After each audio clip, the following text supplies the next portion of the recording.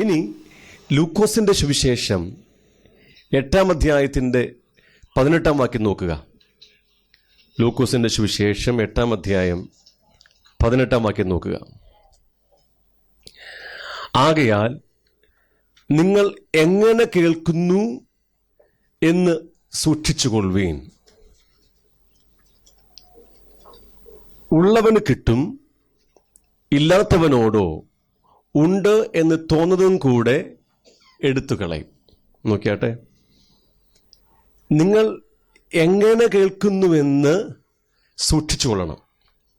ഈ ഭാഗത്തിൻ്റെ പശ്ചാത്തലവും നാം മർക്കോസിൽ പറഞ്ഞ അതേ പശ്ചാത്തലമാണ്. വിതയ്ക്കുന്നവൻ വിതപ്പാൻ പുറപ്പെട്ടു. വ്യത്യസ്തമായ നിലങ്ങളിൽ വിത്തുകൾ വീണതിനെക്കുറിച്ച് നമ്മൾ ആദ്യമേ ചിന്തിച്ചു. ആ വ്യത്യസ്തമായ നിലങ്ങൾ ഒരു വ്യക്തിയുടെ ഹൃദയത്തെ കാണിക്കുകയാണ്. പലതരത്തിലുള്ള വ്യക്തികളെയും അവരുടെ ഹൃദയത്തെയും വചനത്തോടുള്ള അവരുടെ സമീപനത്തെയുമാണ് ആ നിലങ്ങൾ കാണിക്കുന്നത്. ഇവിടെ ലൂക്കോസ് ആ ഉപമ രേഖപ്പെടുത്തിയിട്ട് ഇങ്ങനെ എഴുതി വച്ചിരിക്കുന്നു: ആകയാൽ നിങ്ങൾ എങ്ങനെ കേൾക്കുന്നുവെന്ന് സൂക്ഷിച്ചുകൊള്ളുവിൻ. Take heed how you here. Consider carefully how you here. എന്താണ് മർക്കോസ് പറഞ്ഞത്? നിങ്ങൾ എന്ത് കേൾക്കുന്നു എന്ന് സൂക്ഷിക്കണം. എന്ത് കേൾക്കണം? തിരുവചനം കേൾക്കണം. ആത്മീയ അഭിവൃദ്ധി നൽകുന്ന വിശുദ്ധ തിരുവെഴുത്തുകൾ നാം കേൾക്കണം. ഇവിടെ ലൂക്കോസ് എഴുതി വച്ചിരിക്കുന്നത് എങ്ങനെ കേൾക്കുന്നു എന്ന് സൂക്ഷിക്കണമെന്ന്. എന്താ അതിൻ്റെ അർത്ഥം? എങ്ങനെ കേൾക്കണം? അത് കേൾവിക്കാരൻ്റെ മനോഭാവത്തെ കാണിക്കുകയാണ്. മനസ്സിലാകുമോ? എന്താണ് കേൾവിക്കാരൻ്റെ മനോഭാവം? The attitude of the hearer. കേൾവിക്കാരൊരു മനോഭാവമുണ്ട്, അല്ലേ? നാം തുറന്ന ഹൃദയത്തോടുകൂടെയാണ് ദൈവത്തിൻ്റെ വചനം കേൾക്കുന്നതെങ്കിൽ പരിശുദ്ധാത്മാവ് ദൈവവചനത്തിൻ്റെ വെളിപ്പാടുകൾ നമ്മുടെ അകത്ത് നിറയ്ക്കാൻ തുടങ്ങും. ഓക്കെ. എന്നാൽ ഒരു പ്രീ കൺസീവ്ഡ് ഐഡിയാസുമായി, എന്ന് വെച്ചാൽ മുൻവിധിയോടുകൂടെയുള്ള, അല്ലെങ്കിൽ നാം ധരിച്ചു വച്ചിരിക്കുന്ന ചില ആശയങ്ങളും തോന്നലുകളും ജ്ഞാനവുമായിട്ട് ദൈവത്തിൻ്റെ വചനം കേൾക്കാൻ തുടങ്ങിയാൽ പരിശുദ്ധാത്മാവിന് തിരുവചനം നമുക്ക് വെളിപ്പെടുത്തി തരുവാൻ കഴിയത്തില്ല. മനസ്സിലാകുമോ? പ്രീ കൺസീവ്ഡ് ഐഡിയാസിനെ കുറിച്ച് ഞാൻ 1-2 ഉദാഹരണങ്ങൾ പറയുമ്പോൾ നിങ്ങൾക്കതിൻ്റെ ഗൗരവം മനസ്സിലാകും. ഓക്കെ. റോമാലേഖനത്തിൽ 10-ാം അധ്യായം അതിൻ്റെ 1-2 വാക്യങ്ങൾ ശ്രദ്ധിക്കുക. യഹൂദന്മാരെ കുറിച്ച് പറഞ്ഞിരിക്കുന്ന ഒരു പ്രത്യേകമായ ഭാഗമാണ് 10-ാം അധ്യായം 1-2 വാക്യങ്ങൾ. സഹോദരന്മാരെ, അവർ രക്ഷിക്കപ്പെടണമെന്നു തന്നെ എൻ്റെ ഹൃദയവാഞ്ഛയും അവർക്കു വേണ്ടി ദൈവത്തോടുള്ള യാചനയുമാകുന്നു. യഹൂദന്മാർ രക്ഷിക്കപ്പെടണം. പൗലോസ് അപ്പോസ്തലൻ അതിനുവേണ്ടി എന്ത് ചെയ്യാണ്? ദൈവത്തോട് പ്രാർത്ഥിക്കുകയാണ്. 2-ാമത്തെ വാക്യം പറയുന്നു: അവർ പരിജ്ഞാനപ്രകാരമല്ലെങ്കിലും ദൈവത്തെ സംബന്ധിച്ച് എരിവുള്ളവർ എന്ന് ഞാൻ അവർക്ക് സാക്ഷ്യം പറയുന്നു. ഇസ്രായേൽ ജനത്തിന് ദൈവത്തെക്കുറിച്ച് ഭയങ്കര തീഷ്ണതയാണ്. ആത്മീക കാര്യങ്ങളിൽ അവർക്ക് ഭയങ്കരമായ തീഷ്ണതയുണ്ട്, എരിവുണ്ട്. ദൈവാലയം എന്ന് പറഞ്ഞാൽ അവർ മരിച്ചു വീഴാൻ പോലും തയ്യാറാണ്. അത്രമാത്രം ഭക്തിയും എരിവും അവർക്ക് ദൈവത്തെക്കുറിച്ചും ദൈവാലയത്തെക്കുറിച്ചുമുണ്ട്. ദൈവാലയത്തിനു വേണ്ടി, ദൈവാലയത്തിലെ വേലയ്ക്ക് വേണ്ടി കൊടുക്കുന്നതിൽ അവർക്കൊരു മടിയുമില്ല. എന്നാൽ അവരുടെ ഈ തീഷ്ണത, ഈ ഭക്തി എങ്ങനെയല്ല? Not according to the knowledge, പരിജ്ഞാനപ്രകാരമല്ല. മനസ്സിലാകുന്നുണ്ടോ? യഹൂദന്മാർക്ക് ദൈവത്തോടുള്ള ഭക്തി ആലയത്തോടുള്ള അവരുടെ എരിവും തീഷ്ണതയും എങ്ങനെയല്ല? പരിജ്ഞാനപ്രകാരമല്ല. പരിജ്ഞാനം എവിടെ നിന്ന് വരും? ദൈവത്തിങ്കിൽ നിന്ന് വരും, അല്ലെങ്കിൽ ദൈവത്തിൻ്റെ വചനത്തിൽ നിന്നും വരും. ഇവിടെ എന്താ യഹൂദന്മാരുടെ ഈ തീഷ്ണത, ഈ ഭക്തി പരിജ്ഞാനപ്രകാരമല്ലെന്ന് പറയാൻ കാരണം? അടുത്ത വാക്യം പറയുന്നു, അവർ ദൈവത്തിൻ്റെ നീതി അറിയാതെ സ്വന്തം നീതി സ്ഥാപിപ്പാൻ അന്വേഷിച്ചതുകൊണ്ട് ദൈവത്തിൻ്റെ നീതിക്ക് കീഴ്പ്പെട്ടില്ല. എന്താണ് യഹൂദന്റെ പരിജ്ഞാനമില്ലായ്മ? അവർ ദൈവത്തിൻ്റെ നീതി അറിഞ്ഞില്ല. ഞാൻ ദൈവത്തിൻ്റെ നീതിയെക്കുറിച്ച് നിങ്ങളെ പിന്നെ പഠിപ്പിക്കുന്നതായിരിക്കും. ദൈവത്തിൻ്റെ നീതി എന്താണെന്ന് ഇസ്രായേൽ മക്കൾ അറിഞ്ഞില്ല. അറിയാഞ്ഞതുകൊണ്ട് എന്ത് ചെയ്തു?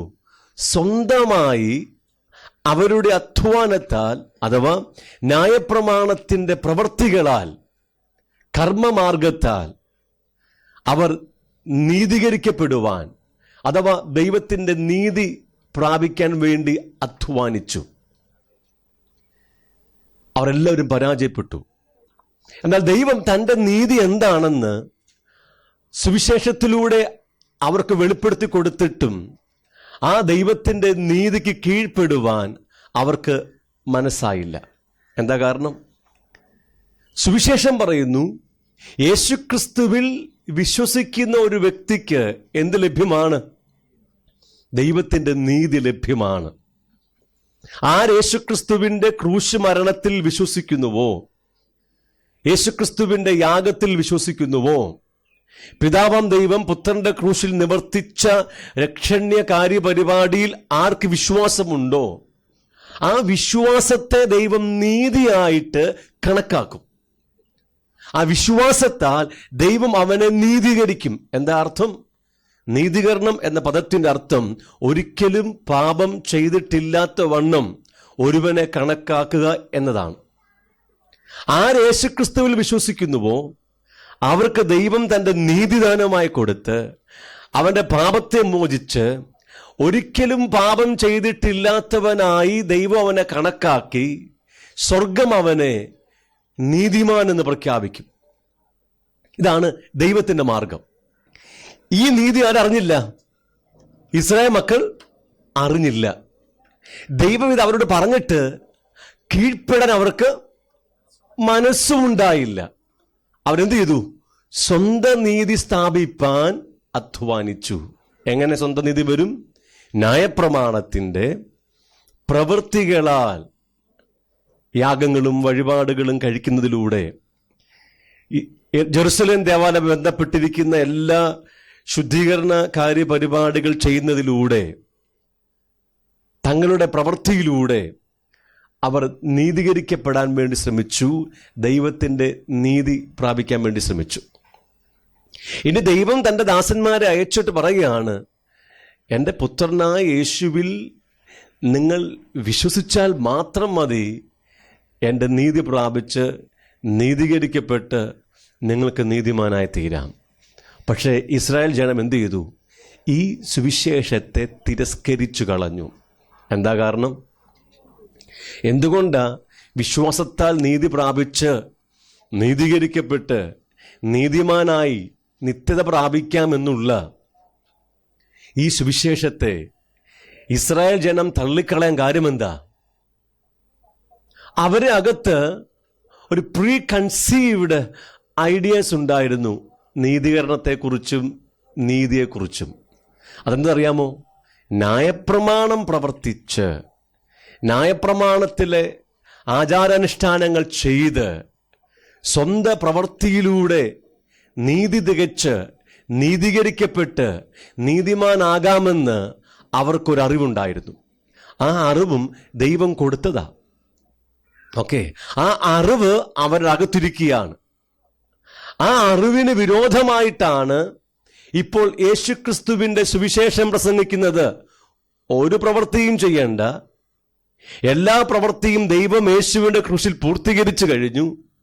ഇനി യേശുക്രിസ്തുവിനുള്ള വിശ്വാസത്താൽ നിങ്ങൾ ദൈവനീതി പ്രാപിച്ച് നീതീകരിക്കപ്പെട്ട് നീതിമാനായി തീരും. ആ സുവിശേഷം അവർക്ക് സ്വീകരിക്കാൻ പറ്റിയില്ല. എന്താ കാരണം? മനസ്സിലാക്കാനും പറ്റിയില്ല. മാത്രമല്ല, അത് പ്രസംഗിച്ചവരെ അവർ കൊന്നു മുടിക്കാൻ തുടങ്ങി. ഒറ്റ കാരണമാ, preconceived ideas, preconceived mind. അടുത്ത ഉദാഹരണം, നൂറ്റാണ്ടുകളായി ഇസ്രായേൽ ജനം മശിഹയ്ക്ക് വേണ്ടി കാത്തിരിക്കുകയാണ്. പ്രവാചക പുസ്തകങ്ങളിൽ മശിഹ വരുമെന്ന് രേഖപ്പെടുത്തി വച്ചിരിക്കുക. ഓരോ തലമുറയിലും പല കന്യകമാർ മശിഹയുടെ ജനനത്തിനു വേണ്ടി കാത്തിരുന്നിട്ടുണ്ട്. അങ്ങനെ ദീർഘ നൂറ്റാണ്ടുകളായി മശിഹ വന്ന് ജനിക്കുവാനായി ഇവർ കാത്തിരുന്നു. അവസാനം മശിഹ വന്നു. താൻ തന്നെയാണ് ക്രിസ്തുവെന്ന് അവരോട് പറഞ്ഞു. പക്ഷെ അവർക്ക് സമ്മതമായില്ല. അവസാനം അവർ എന്ത് ചെയ്തു? അവനെ പിടിച്ച് ക്രൂശിച്ച് കൊന്നുകളഞ്ഞു. മശിഹയ്ക്ക് വേണ്ടി കാത്തിരുന്ന ഈ ജനം മശിഹ നേരിട്ട് വന്നിട്ട് ഞാൻ മശിഹയാണെന്ന് അവരോട് പറഞ്ഞപ്പോൾ അവരവനെ കൊന്നുകളഞ്ഞു. എന്താ കാരണം? യഹൂദന്മാരുടെ അറിവിലുണ്ടായിരുന്ന, അവർ ധരിച്ചു വച്ചിരുന്ന ഒരു മശിഹയല്ല ഇപ്പോൾ അവരുടെ മുമ്പിൽ നിൽക്കുന്നത്. അവരുടെ അറിവ് അല്ലെങ്കിൽ അവരെ പഠിപ്പിച്ചു വച്ചിരിക്കുന്നത് മഹാരാജാവായി വരുന്ന ഒരു മശിഹയെക്കുറിച്ചാണ്. ദാസനായി വരുന്ന മശിഹയെക്കുറിച്ച് ചിന്തിക്കാൻ പോലും ഒരു യഹൂദന്റെ മനസ്സിൽ കഴിയത്തില്ല. അവരുടെ പ്രവാചക പുസ്തകങ്ങളിൽ ഈ രണ്ട് നിലയിലും വരുന്ന മശിഹയെക്കുറിച്ച് പറഞ്ഞിട്ടുണ്ട്. ആദ്യം മശിഹ ദാസനായി വരും, ജനത്തിൻ്റെ പാപങ്ങൾക്ക് വേണ്ടി അവൻ യാഗമായി തീരും. പക്ഷെ അങ്ങനെ ദാസനായി വന്ന് കഷ്ടമനുഭവിക്കുന്ന മശിഹയെക്കുറിച്ച് ചിന്തിപ്പാൻ ഒരു യഹൂദന് കഴിയത്തില്ല. അവൻ പഠിച്ചു വച്ചിരിക്കുന്നത് രാജാവായി വരുന്ന മശിഹയെക്കുറിച്ച്. അതും ശരിയാ, അവൻ രണ്ടാമത് ഭൂമിയിലേക്ക് വരുമ്പോൾ അവൻ മഹാരാജാവായിട്ടാണ് വരുന്നത്. അതുമാത്രമേ യഹൂദന്റെ മനസ്സിൽ ഉണ്ടായിരുന്നുള്ളൂ. അപ്പൊ അവന്റെ അകത്തിരുന്ന ആ പ്രീ കൺസീവ്ഡ് ഐഡിയാസിന് വിരോധമായ, എതിരായ ഒരു മശിഹയാണ് അവൻ കണ്ടത്. അതിന് അന്തം എന്ത് പറ്റി? എന്താണ് അവസാനം? അവർ മശിഹ എന്ത് ചെയ്തു? കൊന്നുകളഞ്ഞു. ഇന്നും അത് തന്നെ നാം പഠിച്ചു വച്ചിരിക്കുന്ന പാരമ്പര്യമായ അറിവുകൾക്കെതിരെ തിരുവചനം കാണിച്ചാൽ സ്വീകരിക്കാൻ വലിയ പ്രയാസമാണെന്ന് മാത്രമല്ല, പറയുന്നവരെ ക്രൂശിക്കാനും നിങ്ങൾ തയ്യാറാകും. അടുത്ത ഉദാഹരണം,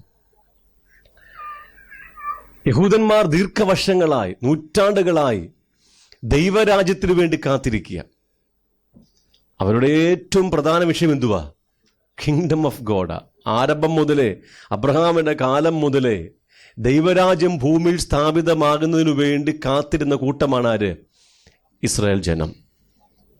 അവർക്കറിയാം മശിഹ വന്ന് ഈ ഭൂമിയിൽ ദൈവരാജ്യം സ്ഥാപിക്കും. അവർ പ്രതീക്ഷയോടെ കാത്തിരിക്കുകയാണ്. ഓരോ കാലഘട്ടങ്ങളിലും മറ്റു രാജാക്കന്മാർ ഇവരെ കീഴ്പ്പെടുത്തി ഇവരെ ഭരിക്കുമ്പോൾ അവരെല്ലാം പ്രാർത്ഥന വളരെ വേഗത്തിൽ ദൈവരാജ്യം ഭൂമിയിൽ സ്ഥാപിക്കപ്പെടണം എന്നുള്ളതായിരുന്നു. അങ്ങനെ മശിഹ വന്ന് ദൈവരാജ്യം സമീപിച്ചിരിക്കുന്നു എന്ന് പ്രസംഗിച്ചപ്പോൾ നൂറ്റാണ്ടുകളായി അവർ രാജ്യത്തെ കാത്തിരുന്നെങ്കിലും മശിഹ പ്രസംഗിച്ച ആ ദൈവരാജ്യത്തെ അവരെന്ത് ചെയ്തു? തള്ളിക്കളഞ്ഞു. ഇത്ര ദീർഘവർഷങ്ങളായി ദൈവരാജ്യത്തിന് വേണ്ടി കാത്തിരുന്ന ഈ വ്യക്തികൾ ഇതാ ദൈവരാജ്യം വരുന്നു എന്ന് പറഞ്ഞപ്പോൾ എന്ത് ചെയ്തു? അതിനെ തിരസ്കരിച്ചു കളഞ്ഞു. എന്താ കാരണം? ദൈവരാജ്യത്തെക്കുറിച്ച് അവരുടെ അകത്തുണ്ടായിരുന്ന, അവർ ധരിച്ചു വെച്ചിരുന്ന അറിവിൻ പ്രകാരമല്ല യേശുക്രിസ്തു രാജ്യത്തെക്കുറിച്ച് പ്രസംഗിച്ചത്. യേശുവിന്റെ രാജ്യത്തിൽ പ്രവേശിക്കണമെങ്കിൽ അവൻ മാനസാന്തരപ്പെടണം, അവൻ വീണ്ടും ജനിക്കണം. മാനസാന്തരത്തിന് യോഗ്യമായ ഫലം എന്ത് ചെയ്യണം? കായ്ക്കണം. എന്നാൽ യഹൂദന്റെ ചിന്തയിലുള്ളത് ഒരു പൊളിറ്റിക്കൽ കിങ്ഡമാണ്. യേശു പ്രസംഗിച്ച ഒരു ആത്മീയമായ രാജ്യമൊന്നുമല്ല. അവന്റെ ധാരണ മശിഹ വന്നിട്ട് യഹൂദന്റെ ശത്രുക്കളെ എല്ലാം എന്ത് ചെയ്ത് തോൽപ്പിച്ച് പരാജയപ്പെടുത്തി ജെറുസലേം ആസ്ഥാനമാക്കി യഹൂദന്മാരും മശിഹയും ചേർന്ന് ലോകത്തെ ഭരിക്കും. അങ്ങനെ ഒരു പൊളിറ്റിക്കൽ കിങ്ഡമാണ് ഒരു യഹൂദന്റെ മനസ്സിൽ കിടക്കുന്ന ദൈവരാജ്യം. അതുകൊണ്ട് യേശു വന്ന് മാനസാന്തരപ്പെട്ട് വീണ്ടും ജനിച്ച് ദൈവരാജ്യത്തിൽ കടക്കണമെന്ന് പറഞ്ഞപ്പോൾ അവർക്ക് ഗ്രഹിക്കാൻ പറ്റിയില്ല. ഈവൻ അവരുടെ പ്രമാണികളായ നിക്കോദിമസിന് പോലും അത് ഗ്രഹിക്കാനായിട്ട് കഴിഞ്ഞില്ല. കാരണം അദ്ദേഹത്തിൻ്റെ അകത്ത് പോലും ഇരിക്കുന്നത് ഒരു പൊളിറ്റിക്കൽ കിങ്ഡമാണ്. അതുകൊണ്ട് മശിഹ പ്രസംഗിച്ച ദൈവരാജ്യത്തെ അവരെന്ത് ചെയ്തു? തള്ളിക്കളഞ്ഞു. ഇത് മനസ്സിലാകുമോ? നമ്മുടെ എല്ലാവരുടെയും അറിവുകളിൽ പാരമ്പര്യമായി നാം ജനിച്ചു വളർത്തപ്പെട്ട സഭകളും സമുദായങ്ങളും ഒക്കെ നൽകിത്തന്ന കുറേയേറെ അറിവുകളുണ്ട്. ആ അറിവിനകത്ത് നമുക്ക് ഭയങ്കരമായ തീഷ്ണതയാണ്. ദൈവത്തോടും ദൈവകാര്യങ്ങളോടും ഭയങ്കര എരിവ. പക്ഷെ നമ്മുടെ മിക്ക അറിവുകളും എന്തല്ല, പരിജ്ഞാനപ്രകാരമല്ല. അതുകൊണ്ട് തന്നെ ദൈവികമായ അനുഭവങ്ങൾ അതിൻ്റെ പൂർണ്ണതയെ പ്രാപിപ്പാൻ നമുക്ക് കഴിയുന്നതുമില്ല. ഞാൻ എൻ്റെ അനുഭവം പറയാം. ഞാൻ ജനിച്ചു വളർത്തപ്പെട്ടത് CSI സഭയിലാണ്. ചെറുപ്പത്തിൽ തന്നെ വളരെ ഭക്തിയുള്ള ഒരു കുടുംബ അന്തരീക്ഷത്തിൽ വളരുവാൻ എനിക്ക് കൃപ ലഭിച്ചു. എൻ്റെ ജീവിതത്തിൻ്റെ അല്ലെങ്കിൽ ബാല്യത്തിൻ്റെ നല്ലൊരു സമയവും CSI പള്ളിക്കകത്താണ് ഞാൻ വളർന്നത്. അത്ര സഭയുമായിട്ട് എന്താണ് അടുപ്പമായിരുന്നു. മിക്ക ഞായറാഴ്ചകളിലും അവിടെ അച്ഛൻ വരുമ്പോൾ കുഞ്ഞുങ്ങൾക്ക് സ്നാനം കൊടുക്കും. ഓക്കെ, അപ്പോൾ എല്ലാ സ്നാന ശുശ്രൂഷയിലും ഒന്നാമത് ആമേൻ പറയുന്നത് ഞാനായിരിക്കും. ഞാനില്ലെങ്കിൽ അവിടെ സ്നാന ശുശ്രൂഷ നടക്കത്തില്ല. ആ ബാല്യത്തിൽ തന്നെ സ്നാനം എന്താണെന്നുള്ള ഒരറിവ് ഞാൻ നോക്കി, കണ്ട്, കേട്ട്, അനുഭവിച്ച് പഠിച്ചു. സ്നാനത്തെക്കുറിച്ച് എനിക്കൊരു പ്രീ കൺസീവ്ഡ് ഐഡിയ ഉണ്ടായി. ആരെ സ്നാനപ്പെടുത്തണം, എങ്ങനെ സ്നാനപ്പെടുത്തണം, വെള്ളം എങ്ങനെ തളിക്കണം, എങ്ങനെ പ്രാർത്ഥിക്കണം, ഏതൊക്കെ പാട്ട് പാടണം എന്നൊക്കെ ഞാൻ പഠിച്ചു വെച്ചു. വളർന്നു കഴിഞ്ഞപ്പോൾ പെന്തക്കോസ്ത് പാസ്റ്റർമാർ പറഞ്ഞു, നിങ്ങളുടെ സ്നാനം തെറ്റാണ്, ഞങ്ങളുടെ സ്നാനമാണ് ശരി. എനിക്ക് സഹിക്കുമോ? ഞാൻ നഖശിഖാന്തം പാസ്റ്റർമാരെ എതിർക്കാൻ തുടങ്ങി. പുസ്തകമെടുത്ത് വായിക്കാൻ തുടങ്ങി. സ്നാനത്തെക്കുറിച്ചെല്ലാം കൊണ്ട് പഠിക്കാൻ തുടങ്ങി. പാസ്റ്റർമാരോട് വാദിക്കുവാൻ തക്ക പോയിന്റ്സ് എല്ലാം ഞാൻ ഉണ്ടാക്കിയെടുത്തു.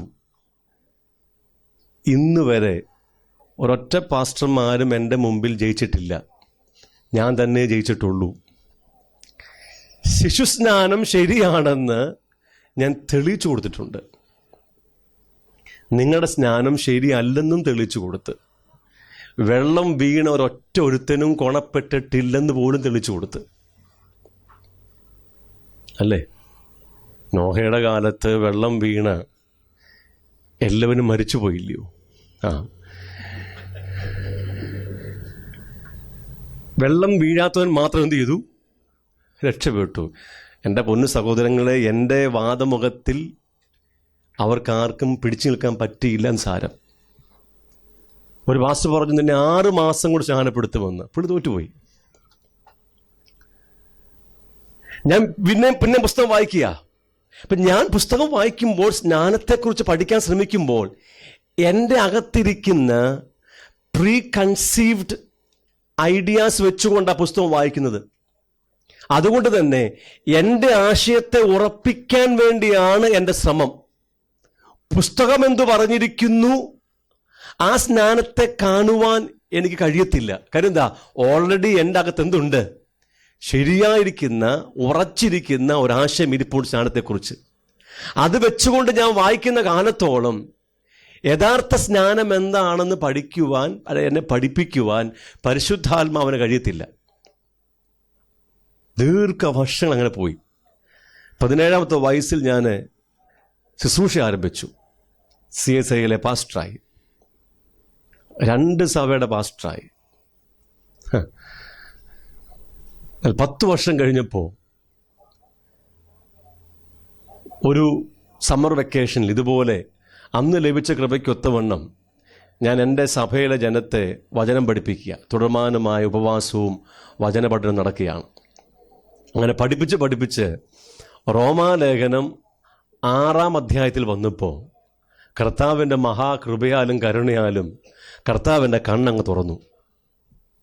CSIയുടെ പുൽപ്പിറ്റിൽ നിൽക്കുമ്പോൾ സ്നാനം എന്താണെന്ന് കർത്താവ് എനിക്ക് കാണിച്ചു തന്നു. ആമേൻ.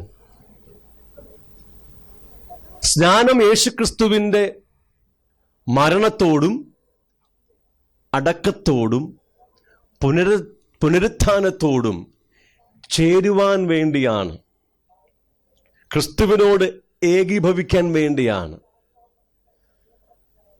മരണത്തിൽ പങ്കാളികളാകാൻ വേണ്ടിയാണ്. സ്നാനത്തിൻ്റെ യഥാർത്ഥമായ പ്രകാശനം എൻ്റെ അകത്ത് ലഭിച്ചപ്പോൾ ഞാൻ വിറച്ചുപോയി. കാരണം എനിക്കതവിടെ പറയാൻ പറ്റത്തില്ല. ആമേൻ. എന്നെ ആരും പഠിപ്പിച്ചതൊന്നുമല്ല, പരിശുദ്ധാത്മാവ് തൻ്റെ കൃപയാൽ എനിക്ക് വെളിപ്പെടുത്തി തന്നു. എന്തുകൊണ്ട് ഇത്രയും ദീർഘവർഷങ്ങൾ, 27 വർഷങ്ങൾ ഈ സത്യം പുസ്തകത്തിൽ ഉണ്ടായിട്ട് ഞാൻ കാണാതെ പോയത്?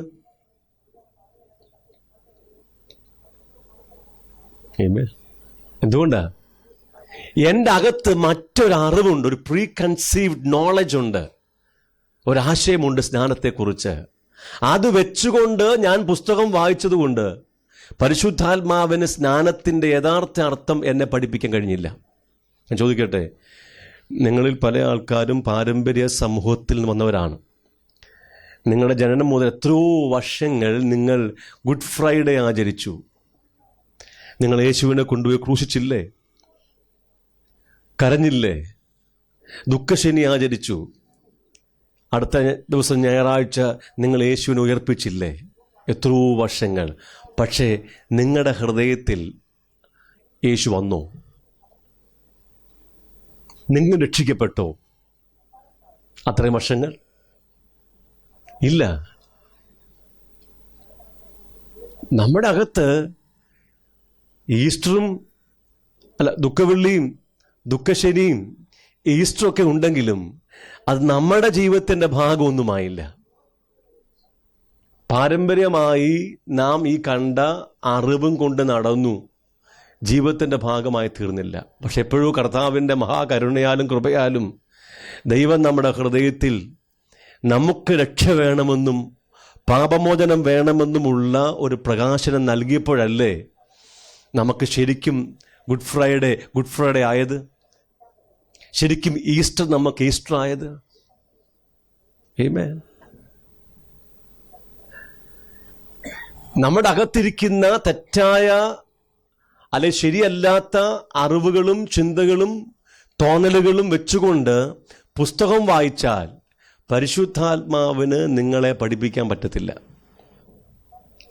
യേശു പറയാ, നിങ്ങൾ എങ്ങനെ കേൾക്കുന്നുവെന്ന് സൂക്ഷിച്ചു കൊള്ളണം. എന്താ അർത്ഥം? നമ്മുടെ ഹൃദയത്തെ കാണിക്കുക, നമ്മുടെ മനോഭാവത്തെ കാണിക്കുക. നിങ്ങൾ അടുത്ത 10-15 ദിവസം ഇവിടെ ഇരിക്കാൻ വേണ്ടി പോവുകയാണ്. നിങ്ങൾ പ്രീ കൺസീവ്ഡ് ഐഡിയാസുമായിട്ട് ഇവിടെ ഇരുന്നാൽ പരിശുദ്ധാത്മാവിന് നിങ്ങളെ പഠിപ്പിക്കാൻ പറ്റത്തില്ല. നമുക്കൊത്തിരി പാരമ്പര്യ അറിവൊക്കെ ഉണ്ട്, എനിക്കറിയാം. പക്ഷെ പാരമ്പര്യ അറിവുകളൊന്നും വചനപ്രകാരം ശരിയല്ലെന്ന് അറിഞ്ഞിരിക്കണം.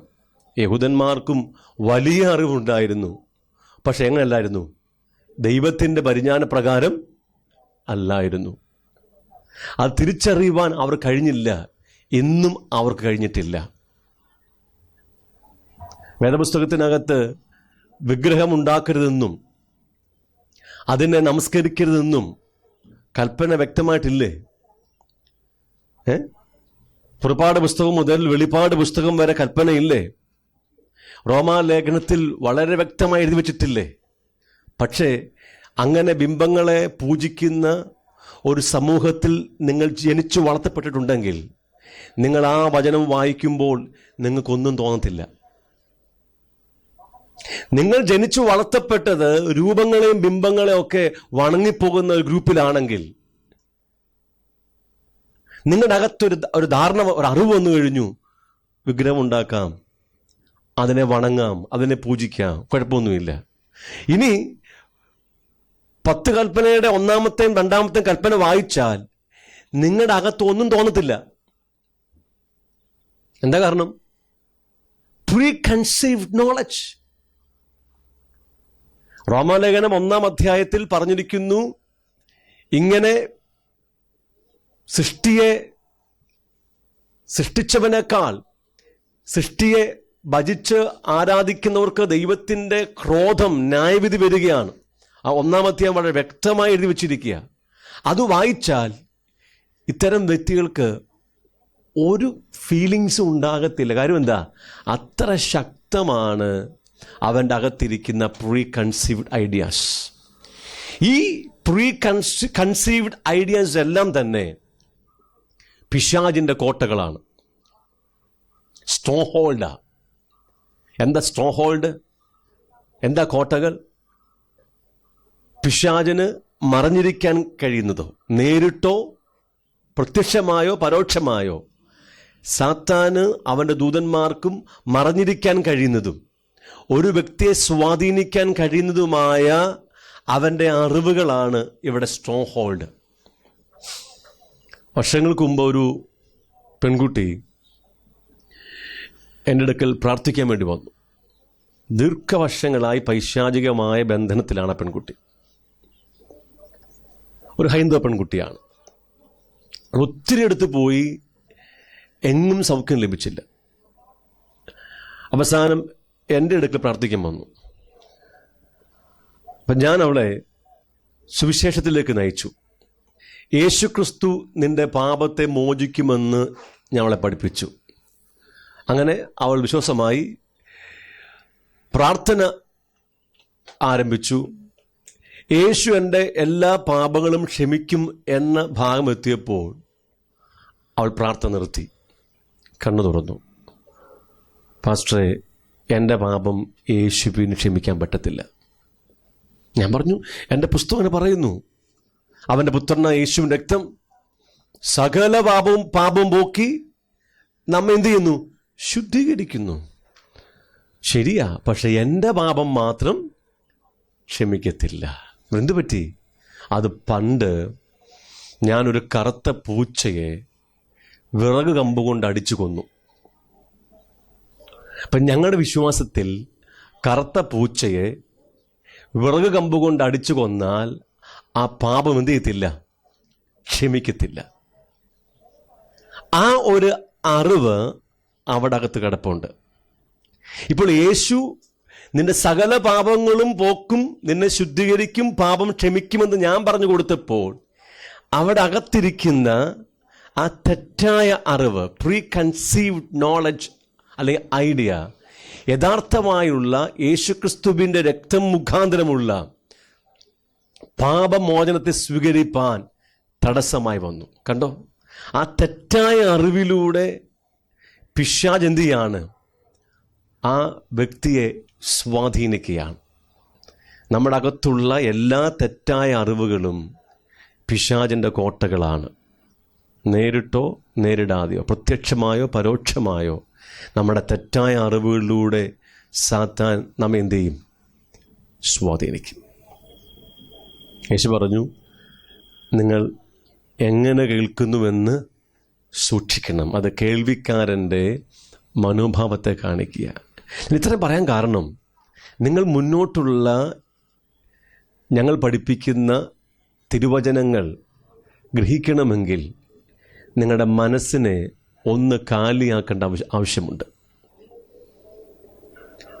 നിങ്ങൾ ധരിച്ചു വച്ചിരിക്കുന്ന ചില ആശയങ്ങളും വെച്ചുകൊണ്ട് വചനം പഠിക്കാൻ തുടങ്ങിയാൽ പരിശുദ്ധാത്മാവിന് നിങ്ങളെ പഠിപ്പിക്കാൻ പറ്റത്തില്ല. ഞങ്ങൾ പഠിപ്പിക്കുന്നത് ശരിയാണോ ഇല്ലയോ എന്ന് പരിശോധിപ്പാനുള്ള അവകാശം നിങ്ങൾക്കുണ്ട്. പരിശോധിക്കേണ്ടത് ആവശ്യമാണ്. പക്ഷേ പ്രീ കൺസീവ്ഡ് നോളജുമായിട്ടിരുന്നാൽ ഞങ്ങൾ പറയുന്നതെല്ലാം എന്ത് ചെയ്യും? നിങ്ങളങ്ങ് റിജക്റ്റ് ചെയ്യും.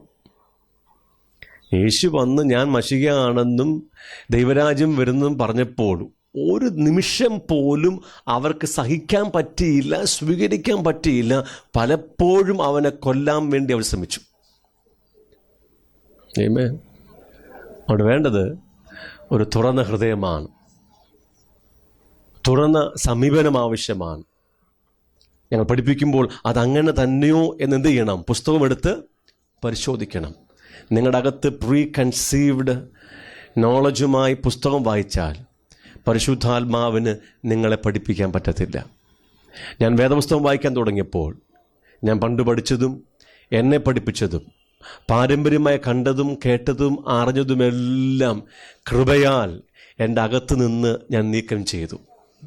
ഒന്നും അറിയാത്ത ഒരു പൈതലിനെ പോലെ, ശിശുവിനെ പോലെ ഞാൻ പുസ്തകമെടുത്തു, വായിക്കാൻ തുടങ്ങി. പരിശുദ്ധാത്മാവ് എന്നെ പഠിപ്പിക്കാൻ തുടങ്ങി. ഹല്ലേലൂയ. ദൈവാത്മാവിന് നിങ്ങളെ പഠിപ്പിക്കണമെങ്കിൽ നിങ്ങൾ ഹൃദയത്തെ ശുദ്ധമാക്കണം, മനസ്സിനെ ശുദ്ധമാക്കണം. തുറന്ന ഹൃദയത്തോടെ, തുറന്ന മനസ്സോടെ പുസ്തകമെടുത്താൽ സത്യത്തിൽ പിന്നീട് നിങ്ങളെ ആരും പഠിപ്പിക്കേണ്ട ആവശ്യമില്ല. പരിശുദ്ധാത്മാവ് തന്നെ നിങ്ങൾ എന്ത് ചെയ്യും? പഠിപ്പിക്കും. ഞാൻ പറഞ്ഞല്ലോ, ഞാൻ ഇവിടെ പറയുന്നതും പഠിപ്പിച്ചതും പഠിപ്പിക്കാൻ പോകുന്നതുമായ എല്ലാ വിഷയങ്ങളും അങ്ങനെ ദൈവത്തിൽ നിന്നും പ്രാപിച്ചതാണ്. പക്ഷേ അതിനുവേണ്ടി ഞാൻ എന്നെ തന്നെ എന്ത് ചെയ്തു? സമർപ്പിച്ചു കൊടുത്തു. എൻ്റെ പഴയ അറിവെല്ലാം എന്ത് ചെയ്തു? മാറ്റിവെച്ചിട്ട് കർത്താവേ നീ എന്നെ പഠിപ്പിക്കണമേ എന്നുള്ള പ്രാർത്ഥനയിൽ പുസ്തകമെടുത്ത് വായിക്കാൻ തുടങ്ങി. എനിക്കതെല്ലാം കർത്താവ് എന്ത് ചെയ്തു? ഓരോന്നായിട്ട് കാണിച്ചു തരാൻ തുടങ്ങി. ഇതേ അനുഭവം നിങ്ങൾക്കും ഉണ്ടാകും. ഹല്ലേലൂയ. യേശു പറയാണ്, നിങ്ങൾ എങ്ങനെ കേൾക്കുന്നുവെന്ന് സൂക്ഷിച്ചു കൊള്ളണം. ഇനി ആ 2 വേദഭാഗങ്ങൾ, മർക്കോസിൻ്റെ 4-ാം അധ്യായം 24-ാം വാക്യവും ലൂക്കോസിൻ്റെ സുവിശേഷം 8-ാം അധ്യായത്തിൻ്റെ 18-ാം വാക്യവും നാം ഒരുമിച്ച് നോക്കാൻ വേണ്ടി പോവുകയാണ്. ഓക്കെ, 4:24 നിങ്ങൾ എന്ത് കേൾക്കുന്നു എന്ന് സൂക്ഷിച്ചു കൊള്ളുവീൻ. നിങ്ങൾ അളക്കുന്ന അളവ് കൊണ്ട് നിങ്ങൾക്കും അളന്ന് കിട്ടും, അധികമായും കിട്ടും. എന്താണ് ഇവിടെ? എന്തുവാ അളക്കുന്നത്? ഇവിടെ എന്തുവാ കിട്ടുന്നത്?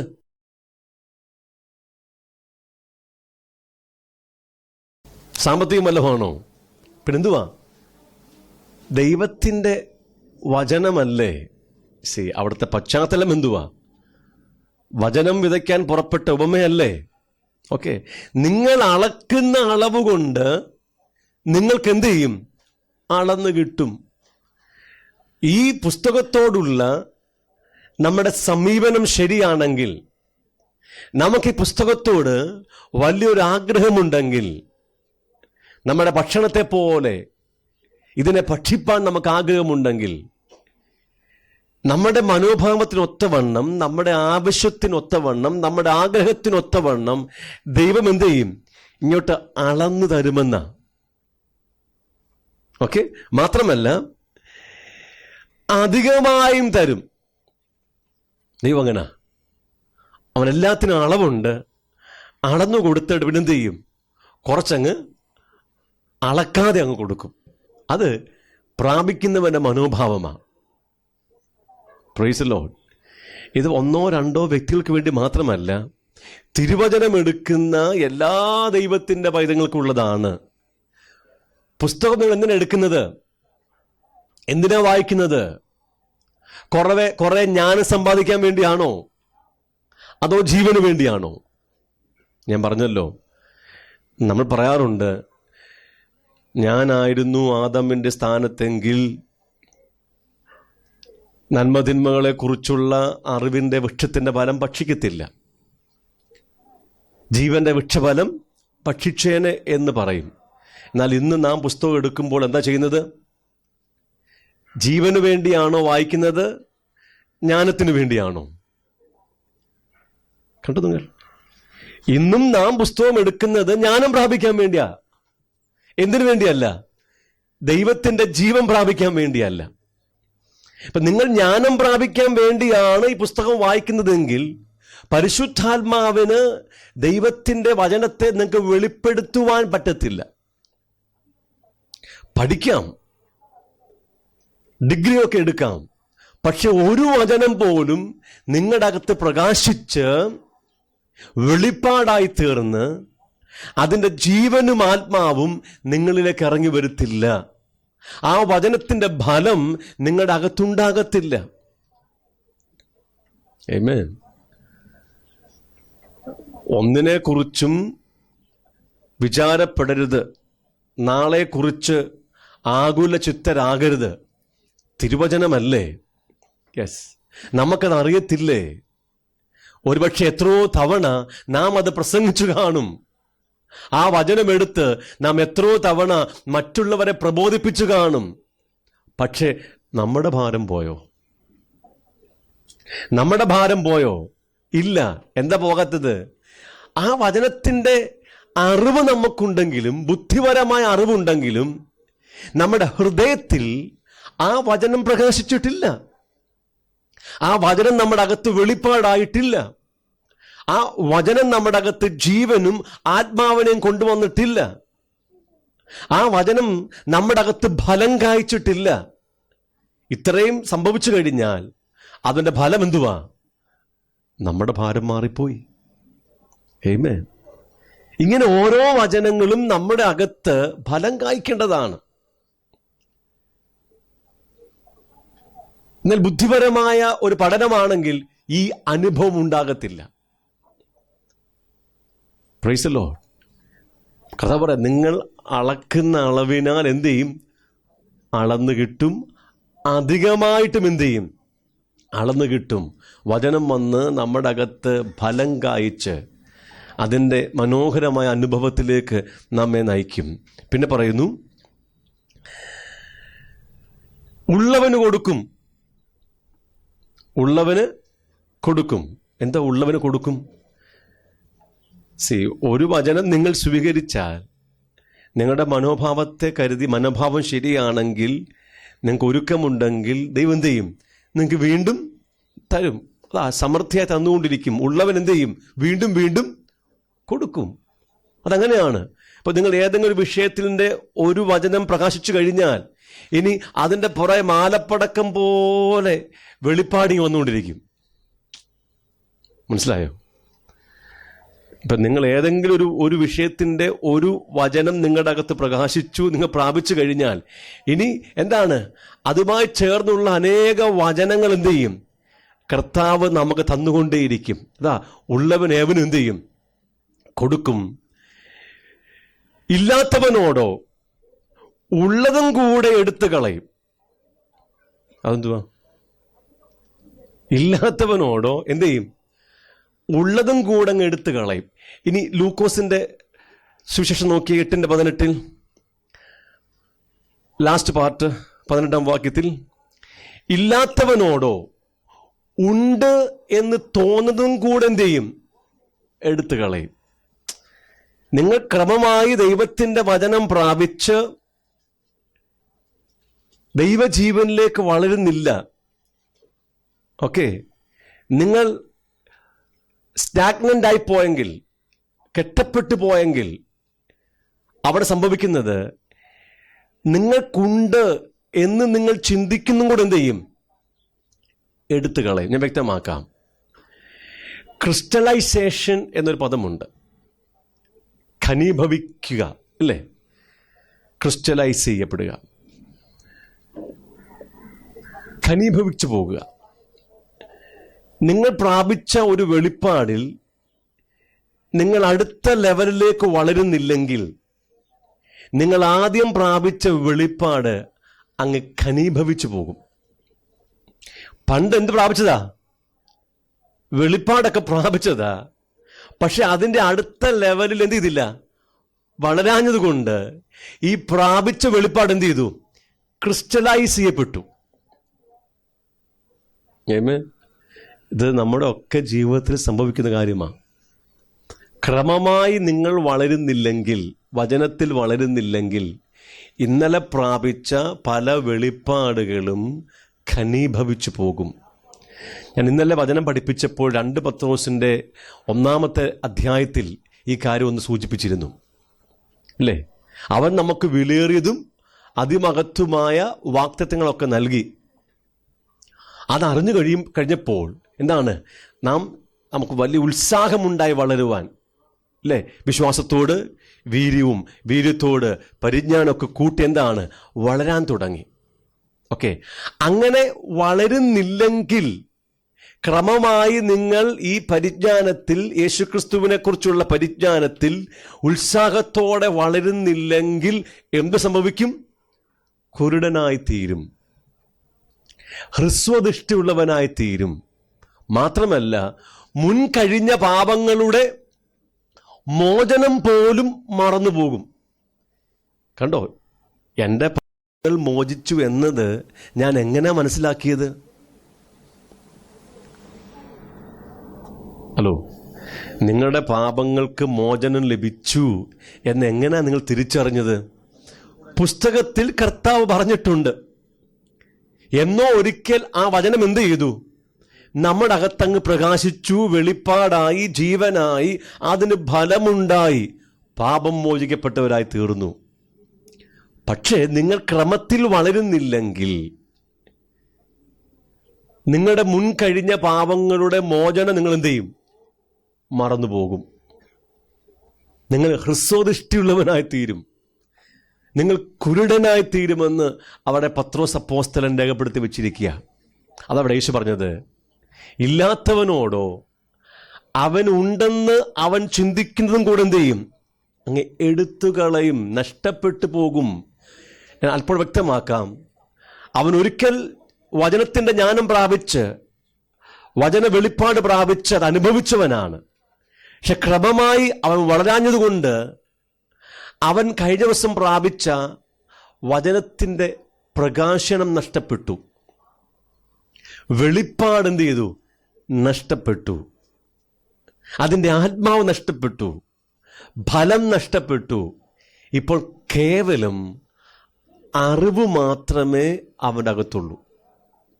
അനുഭവം പോയി, വെളിപ്പാട് പോയി, ഫലം നഷ്ടപ്പെട്ടു. എന്ത് മാത്രം അവശേഷിച്ചു? അറിവ് മാത്രം. ഇന്ന് അനേക ക്രിസ്തീയ കൂട്ടങ്ങളിൽ ഇത് സംഭവിച്ചു കഴിഞ്ഞു. പിതാക്കന്മാർ രക്ഷ പ്രസംഗിച്ചവരാണ്, നീതി പ്രസംഗിച്ചവരാണ്, സ്നാനം പ്രസംഗിച്ചവരാണ്.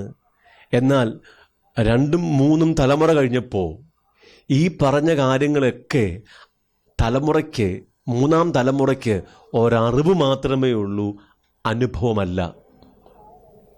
വ്യത്യാസം കണ്ടോ? 3 തലമുറയ്ക്ക് മുമ്പ് രക്ഷയും നീതിയും സ്നാനവും ആത്മസ്നാനവും അന്യഭാഷയും എല്ലാം അവർ പ്രാപിച്ചു. അവർക്കത് ജീവിതത്തിൻ്റെ ഭാഗമായിരുന്നു, അനുഭവമായിരുന്നു. അവരങ്ങനെ ജീവിച്ചവരാ. അവർ ദൈവരാജ്യത്തിന് വേണ്ടി മാത്രം കാത്തിരുന്നവരാ.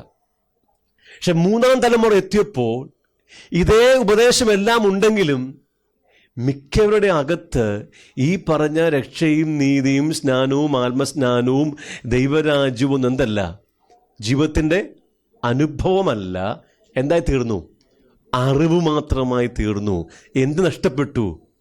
അതിൻ്റെ പ്രകാശനം നഷ്ടപ്പെട്ടു, വെളിപ്പാട് നഷ്ടപ്പെട്ടു, അതിൻ്റെ അനുഭവങ്ങൾ നഷ്ടപ്പെട്ടു. യേശു പറയുക, ഇല്ലാത്തവനോടോ അവനുണ്ട് എന്ന് അവൻ ചിന്തിക്കുന്നതും കൂടെ എന്ത് ചെയ്യും? അങ്ങ് എടുത്തു കളയും. യേശു പറയാണ്, നിങ്ങൾ എങ്ങനെ കേൾക്കുന്നുവെന്ന് സൂക്ഷിച്ചുകൊള്ളണം. പുസ്തകത്തോട് നമുക്ക് ഭയങ്കരമായ ഒരു തുറന്ന സമീപനം ആവശ്യമാണ്. നിങ്ങളുടെ അകത്തിരിക്കുന്ന പഴയ അറിവുകൾ വെച്ചുകൊണ്ട് അത് തെളിയിക്കാൻ വേണ്ടി പുസ്തകം വായിച്ചാൽ നിങ്ങൾക്ക് നഷ്ടം വരും. ആമേൻ. ഞങ്ങൾക്ക് ഒത്തിരി അറിവൊക്കെ ഉണ്ട്, ഞങ്ങളും പഠിച്ചിട്ടുണ്ട്, നല്ല കാര്യം അറിവൊക്കെ. പക്ഷേ മിക്ക നമ്മുടെ അറിവുകളും പരിജ്ഞാനപ്രകാരമല്ലെന്ന് ഓർത്തോണം. വരുന്ന ദിവസങ്ങളിൽ ഞങ്ങൾ നിങ്ങളെ വചനം കാണിക്കുമ്പോൾ നിങ്ങൾക്കതിൻ്റെ ആഴം മനസ്സിലാകും. നമ്മുടെ അകത്തുള്ള തെറ്റായ അറിവുകൾ എത്ര വലുതായിരുന്നു. ഞാൻ തുടക്ക ദിവസം തന്നെ പ്രാർത്ഥനയെക്കുറിച്ച് പറഞ്ഞപ്പോൾ നിങ്ങളുടെ അകത്തിരുന്ന എത്ര പഴയ അറിവുകൾ മാറിപ്പോയി. ആമേൻ. നമുക്ക് ശരിയായിരിക്കുന്ന അറിവ് ആവശ്യമാണ്. അത് പ്രാപിപ്പാൻ എന്താവശ്യമുണ്ട്? തുറന്ന ഒരു ഹൃദയമുണ്ട്. തുറന്ന ഒരു ഹൃദയം ആവശ്യമാണ്. നമ്മുടെ പ്രീ കൺസീവ്ഡ് ഐഡിയാസും നോളജും എല്ലാം നമ്മൾ എന്ത് ചെയ്യണം? നീക്കം ചെയ്യണം. ആമേൻ. ഒരുമിച്ച് പ്രാർത്ഥിക്കാം. ഞങ്ങളുടെ പ്രിയ കർത്താവേ, ഞങ്ങളുടെ ബുദ്ധിയും ഞങ്ങളുടെ ഹൃദയത്തെ ഞങ്ങൾ സമർപ്പിക്കുന്നു. ഞങ്ങളുടെ അകത്ത് ഒത്തിരി പ്രീ കൺസീവ്ഡ് നോളജും ഐഡിയാസും ഉണ്ടെന്ന് ഞങ്ങൾ സമ്മതിക്കുന്നു. ഞങ്ങൾ മിക്കപ്പോഴും പുസ്തകം വായിക്കുന്നത് ഞങ്ങളുടെ ഈ അറിവുകൾ വെച്ചുകൊണ്ടാണ്. അതുകൊണ്ട് തന്നെ കർത്താവേ, നിനക്ക് ഞങ്ങളെ സൗഖ്യമാക്കാനോ വിടുവിക്കുവാനോ നിൻ്റെ വചനത്തിൻ്റെ പ്രകാശനം നൽകുവാനോ സാധിക്കുന്നില്ലല്ലോ. ഞങ്ങളിന്ന് തുറന്ന ഹൃദയത്തോടെ എല്ലാ പഴയ അറിവുകളും നീക്കം ചെയ്ത് മാറ്റിവെച്ചുകൊണ്ട് നിൻ്റെ പുസ്തകത്തിനടുത്ത് വരുന്നു. നിൻ്റെ വചനം തുറന്നു തരണമേ. ഉള്ളവന് ഏവനും കൊടുക്കുമെന്ന് അങ്ങ് പറഞ്ഞിട്ടുണ്ടല്ലോ, അധികമായും കൊടുക്കുമെന്ന് പറഞ്ഞിട്ടുണ്ടല്ലോ. മാത്രമല്ല, ഞങ്ങൾ അളക്കുന്ന അളവിനാൽ ഞങ്ങൾക്ക് നീ അളന്നു തരുമല്ലോ. ഞങ്ങൾക്ക് അപ്പത്തിനുള്ള വിശപ്പല്ല, വെള്ളത്തിനുള്ള ദാഹമല്ല, നിൻ്റെ വചനത്തിനുള്ള വിശപ്പും ദാഹവും അങ്ങ് തരണമേ. നിൻ്റെ വചനത്തെ കണ്ടെത്തി ഭക്ഷിപ്പാൻ ഞങ്ങളെ സഹായിക്കണമേ. തേനിലും തേൻകട്ടയിലും മാധുര്യമേറിയ തിരുവചനങ്ങളെ പ്രാപിച്ചെടുപ്പാൻ ഞങ്ങളുടെ ജീവിതത്തിൽ അത് വചനമായി പ്രകാശിച്ച് വെളിപ്പാടായി തീർന്ന് ജീവനും ആത്മാവുമായി തീർന്ന് അതിൻ്റെ ഫലത്തെ വഹിച്ച് നിത്യതയ്ക്ക് വേണ്ടി വളരുവാൻ അങ്ങ് ഞങ്ങളെ സഹായിക്കണമേ. കർത്താവെ, തുടർന്നുള്ള ഓരോ ക്ലാസ്സുകളിലും നിൻ്റെ വചനത്തെ വെളിപ്പെടുത്തണമേ. വചനം സ്വീകരിക്കാനുള്ള ഒരുക്കം ഞങ്ങളുടെ അകത്ത് നൽകണമേ. ഞങ്ങളുടെ വചന കേൾവി പരിജ്ഞാനപ്രകാരമാകുവാൻ സഹായിക്കണമേ. ഇസ്രായേൽ മക്കളെ പോലെ ആ പരിജ്ഞാനപ്രകാരമല്ലാത്ത എല്ലാ എരിവുകളെയും അങ്ങ് നീക്കം ചെയ്ത് ഞങ്ങളുടെ ബുദ്ധിയിൽ നിൻ്റെ ജ്ഞാനത്തെ നിറയ്ക്കണമേ. ഞങ്ങൾ ഒരുമിച്ച് പ്രാർത്ഥിക്കുന്നു യേശു ക്രിസ്തുവിൻ്റെ വലിയ നാമത്തിൽ തന്നെ. ആമേൻ. ആമേൻ.